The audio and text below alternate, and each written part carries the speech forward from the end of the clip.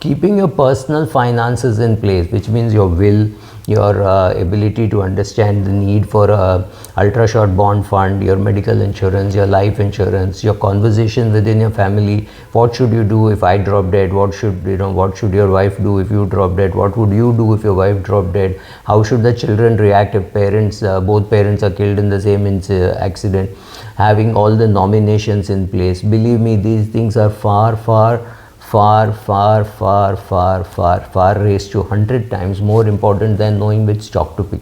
That does not matter at all in the long run, right? So you could have bought some share and it could have doubled in 1 year, but if you bought 100 shares worth 10,000 rupees and then it has become 20,000 rupees, honestly it makes no changes in your life.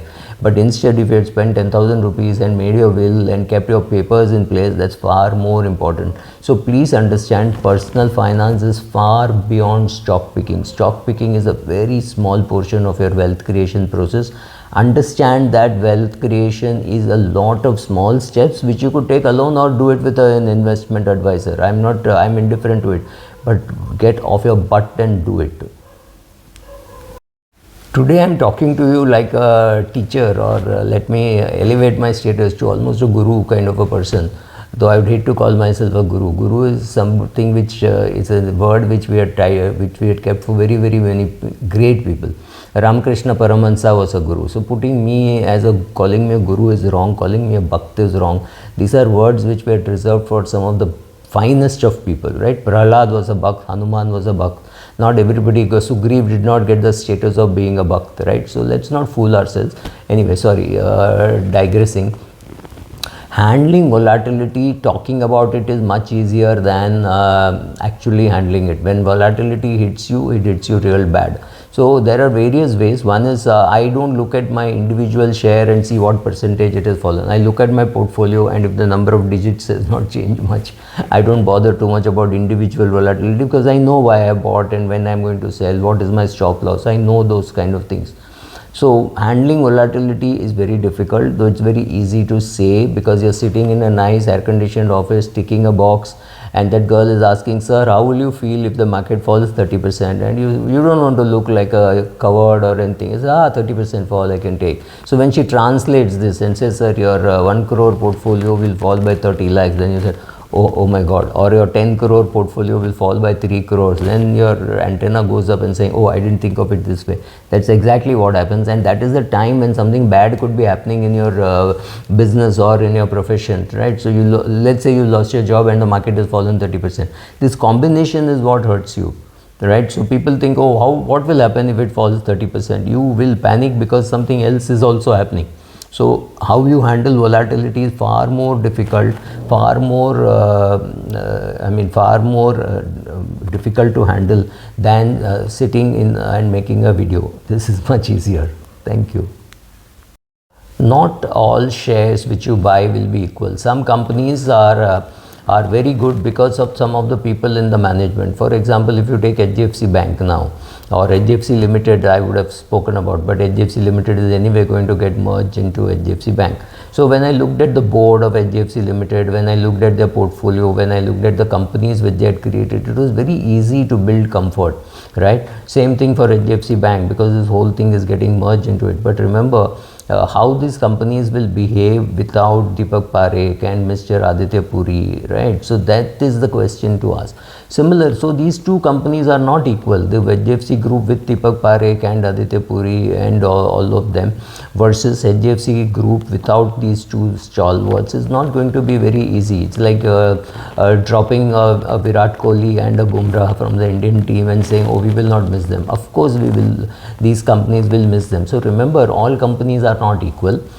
Some companies get better with age. Some companies are very stable, like say HDFC Limited, I would have said. And I would think the stability of HDFC Limited is like a table, right? A table with maybe 6 legs or 8 legs, right? An Asian Paints is also stable, but an Asian Paints is as stable as a cycle in motion. When the motion stops, you will have to hold it and balance it, right? So things could change. Whereas HDFC Bank or SBI and all are far more stable. I am not recommending any of these shares. All three are in my portfolio. So my examples will come from there. So remember all that. So all companies are not equal. Some managements are better. The market treats them differently. Market will never ever give Colgate, Hindustan Unilever and Patanjali the same PE. The PEs will be different. That is the market trying to tell you, look, we respect some of these companies better and some of these companies less, right? So remember that while you're investing. I do think that for young investors starting out, it's very easy to say I will do everything online, but you can't really cry on your mobile or cry on your laptop. It is nice to have some hand-holding person who's got experience. If you're 22, look for a 45-year-old investor. If you're 72, look for a 45-year-old investor. If you're 45, look for a 25-year-old investor. Investment advisor who will look for who will equip you better with technology and things like that, and you also know something, right? So for a 45-year-old, it's okay to get a 32-year-old advisor who might have learned about retirement planning and all those things. So choose an advisor appropriately, but I do think it is necessary to use an advisor rather than lose money. I don't know what are your experiences in finding an advisor, using an advisor. Please put your comments on the blog saying what was your experience with advisor. But I have an advisor whom I found in 1979 and I'm still using him, which means what, 21 plus 22, 43 years we have had that relationship. So I have absolutely no doubt that I will always go through an advisor. But whether you should go through, you decide. How you will search, you decide. But I think having an advisor is far more useful than not having an advisor, because he's going to take you or she's going to take you through the steps of making a will and the right steps, and then get into stock picking. Don't get into stock picking on day one. You'll hurt yourself very badly. The problem with stock picking is you may underperform the index. You may underperform some of the good fund managers over a short period, long period, whatever. And far more importantly, you might get carried away by, if you are working in IT, you might fill up your portfolio with a lot of IT stocks, which should exactly be the reverse, because when the IT does badly, your bonuses are going to go down and your portfolio will also do badly. So creating a portfolio structure between husband and wife, sitting with the children, talking about what you're doing is all very important, and that process is something which you should master. Once you master the process, whether you buy a Sun Pharma or a Lupin or a Glenmark may not matter too much, or whether you buy a HCL or a Wipro or an TCS will not really matter too much. But if you get the process right, the chances are, once you get the process right, once you understand investments, you may not pick up very many bad shares.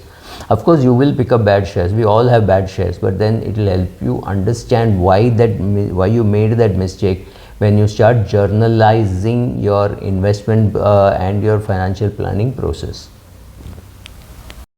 It is always, nobody needs to borrow money. Even people who swear that they will not borrow money, borrow for 2-3 things. One is buying a house, buying a car. These are 2 things which people borrow for expenses. One very important expense for which people borrow is education, because you don't want to deny your children education because you can't afford it, whatever be the amount, whether it is borrowing 5 lakhs or 2 crores, whatever be the amount. And one very important reason for borrowing is medical. If there is a medical emergency, people borrow, which comes from the fact that you have not done your homework right, that you have not got adequate medical insurance. Of course, sometimes when you have a medical insurance for 20 lakhs and the bill is 30 lakhs, you may be stretched. That's a different thing. But I'm saying not having medical insurance is one of the biggest reasons why people borrow.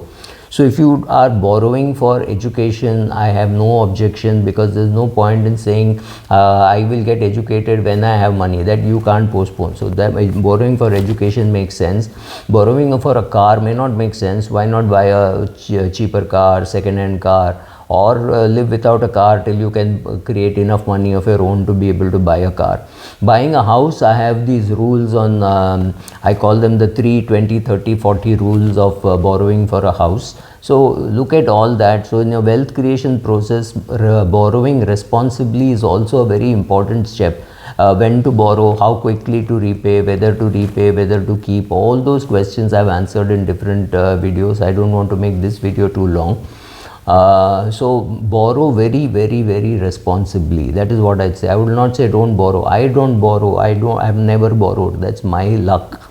You may not be so lucky. So if you have to borrow, understand why you're borrowing, and don't borrow because you did not have medical insurance. That deserves a kick in the butt.